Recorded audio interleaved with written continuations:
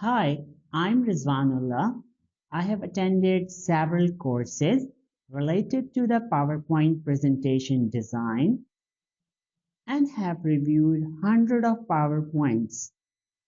And I kept seeing the same mistake over and over again, so I created this course to fix those errors.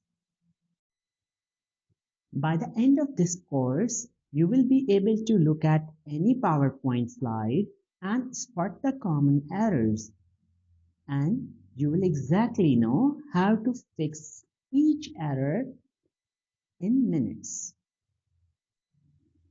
I designed this course for the students preparing for class presentations, educators teaching online or in person, researchers presenting at conferences, and professionals pitching different proposals to their clients. Enroll today and let's fix these PowerPoint errors together. Thank you.